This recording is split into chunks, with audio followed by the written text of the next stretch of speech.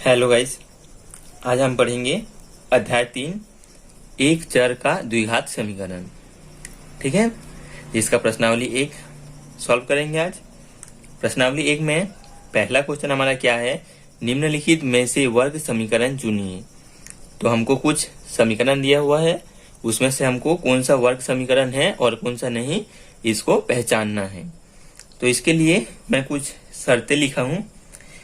ये बुक में आपको पूरा का पूरा तो नहीं मिलेगा, कुछ कुछ कहीं कहीं मिल जाएगा और कहीं कहीं मैं अपने से लिखा हूँ। तो ये उनका शर्तें होता है। सबसे पहला शर्त क्या है, x का अधिकतम घात 2 होना चाहिए।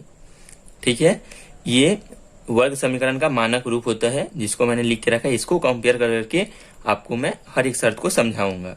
ठीक, पहला शर्त क्या बोला है, x के अधिकतम घात 2 होना चाहिए। यहाँ पास देखिए एक x है, उसका जो अधिकतम घात है वो 2 है। तो पहला शर्त हमारा हो गया। दूसरा शर्त क्या है, किसी एक x की घात 2 होना चाहिए। किसी एक, इसमें से ये जो समीकरण है इसमें एक x की घात 2 होना चाहिए, जो कि हमारा समीकरण में है। तीसरा, सभी x की घात पूर्ण संख्या होनी चाहिए। जो समीकरण दिया रहेगा उसका जो x रहेगा, हर एक x का जो घात है वो पूर्ण संख्या होना चाहिए। यहाँ पास x की घात कितना है, 2 है। इस x की घात में कितना है, 1 है। दोनों पूर्ण संख्या है, ये भी हमारा लागू होता है। चौथा शर्त देखते हैं, समीकरण में एक ही चर होना चाहिए। ये जो समीकरण दिया हुआ है, ये समीकरण में एक ही चर होना चाहिए। a, b और c हम लोग पढ़ चुके हैं पहले, ये वास्तविक संख्या है और हमारा जो चर है वो क्या है, x है। पूरे समीकरण में हमको बस एक ही चर देखने को मिल रहा है, जो कि x है। ठीक, ये हमारा चौथा शर्त जो है वो भी इस समीकरण में लागू होता है। ये वर्ग समीकरण का मानक रूप है। ठीक है, इससे मैं आपको चारों शर्तें कंपेयर करके बताया। और मैं यहाँ पास लिखा हूँ ax² + bx + c बराबर 0, जहाँ a not equal to 0। a 0 के बराबर में नहीं है। क्यों नहीं है दोस्तों, जब a का मान 0 हो जाएगा तो x² भी 0 हो जाएगा। ठीक है, तो 0 के साथ जब x² का गुना होगा तो 0 हो जाएगा। तो हमारा इस समीकरण में से x² वाला टर्म जो है वो पूरा हट जाएगा, बचेगा क्या, bx + c। ठीक है, जो हमारा दूसरा रूल दिया हुआ है, किसी एक x के घात 2 होना चाहिए, ये वाला रूल फॉलो नहीं करेगा इस समीकरण में। तब हमारा ये वर्ग समीकरण नहीं होगा। ठीक है, किसी समीकरण को वर्ग समीकरण होने के लिए इस चारों शर्त लागू होना उस समीकरण पे जरूरी है। ठीक है, इन चारों शर्तें पे हम कोई भी समीकरण को पहचानेंगे कि ये वर्ग समीकरण है या नहीं। तो चलिए प्रश्नावली पे आते हैं। प्रश्नावली का जो पहला समीकरण दिया हुआ है वो है x² + 3x - 2 बराबर 0। इस समीकरण में हम पहला शर्त को पहले लागू करते हैं, x के अधिकतम घात 2 होना चाहिए। x का अधिकतम घात 2 है, किसी एक x के घात 2 होना चाहिए। ये x है हमारा, जिसकी घात हमारा 2 है। समीकरण x के घात पूर्ण संख्या होनी चाहिए, सभी x के घात पूर्ण संख्या होनी चाहिए। 2x है हमारे पास, दोनों x की जो घात है वो पूर्ण संख्या है, इसमें 2 है और इसमें 1 है। ठीक, ये भी लागू होते हैं। समीकरण में एक ही चर होना चाहिए, समीकरण में एक ही चर है जो कि x है। तो ये जो हमारा आंसर होगा ये क्या होगा, वर्ग समीकरण है। यही हमको पहचानना है ना। निम्नलिखित में से वर्ग समीकरण चुनिए। तो हम पहचान लिए कि पहला समीकरण जो हमारा दिया हुआ है वो वर्ग समीकरण है। इसी प्रकार हम सभी को पहचानते हैं। चलिए, दूसरा समीकरण हमारा क्या है, x² + 1/x बराबर 1। ठीक है, इस समीकरण को थोड़ा सॉल्व करते हैं। इसको जब सॉल्व करेंगे, इसको लसा लेंगे x को, तो यहाँ आएगा x, इस x का इससे गुना हो जाएगा, तो x की घात 3 धन 1 हो जाएगा बराबर 1। इस x का गुना इधर हो जाएगा, तो हमारा हो जाएगा x की घात 3 धन 1 बराबर x। फिर हम x को इधर ला लेंगे, तो हमारा क्या हो जाएगा, x की घात 3 ऋण x धन 1 बराबर 0। ये हमारा समीकरण प्राप्त हुआ। अब चलिए एक एक शर्तें को लागू करते हैं। पहला शर्त क्या है, x के अधिकतम घात 2 होना चाहिए, पर यहाँ पर x के अधिकतम घात हमको 3 प्राप्त हुआ है। तो ये हमारा वर्ग समीकरण नहीं है। पहला ही लागू नहीं हुआ, वर्ग समीकरण नहीं है।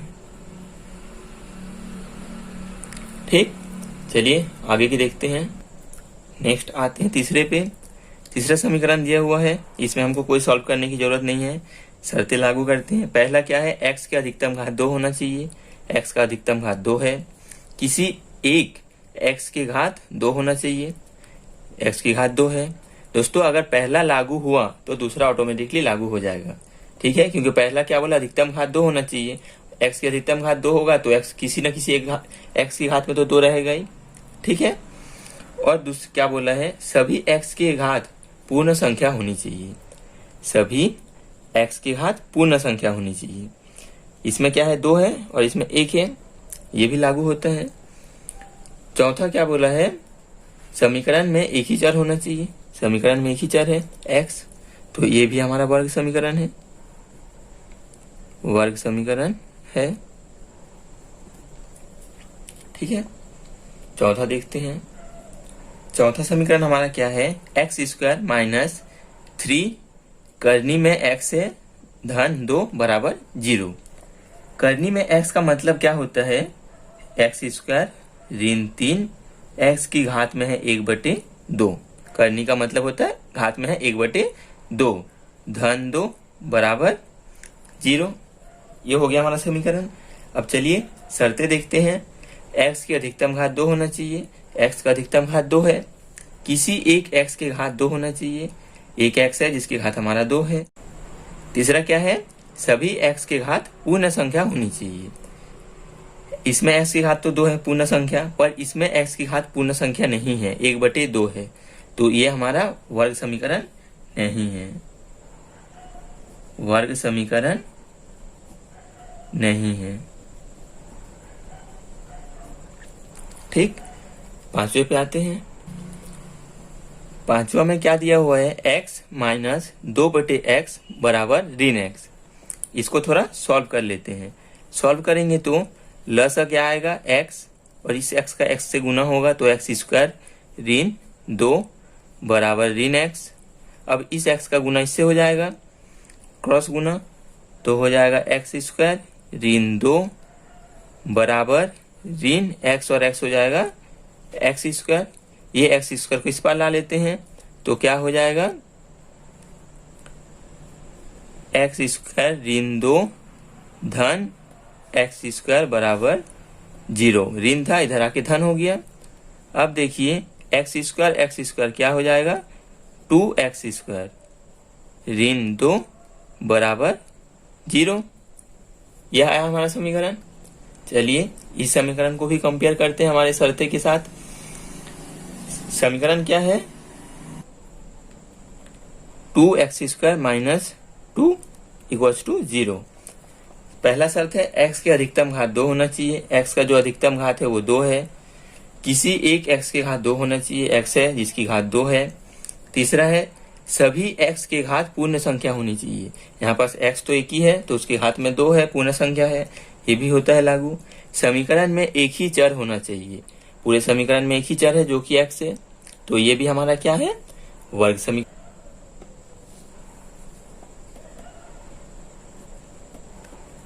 वर्ग समीकरण है। अब आते हैं नेक्स्ट में, ये हमारा छठवा है।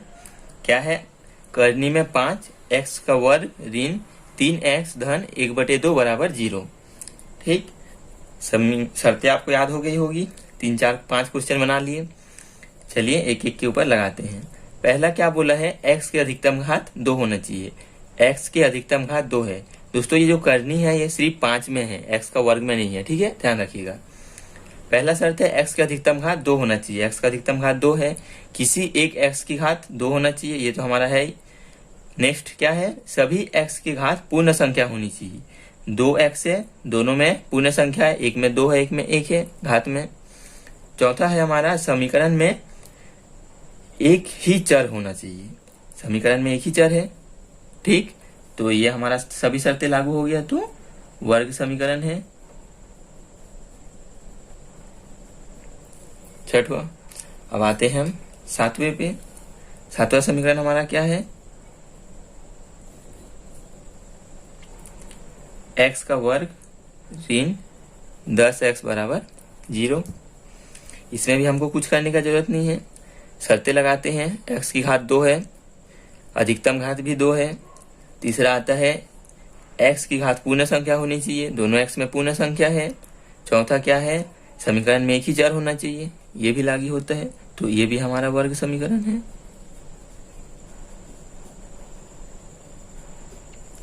ठीक, अब आते हैं हम आठवां पे।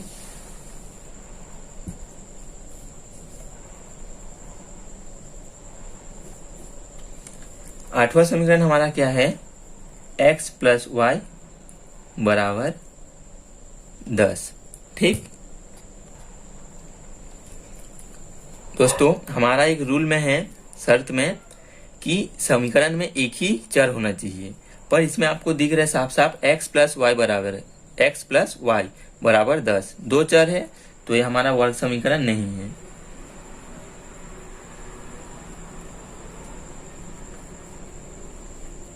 ठीक, बस आपको देख के बताना है और कुछ नहीं करना है।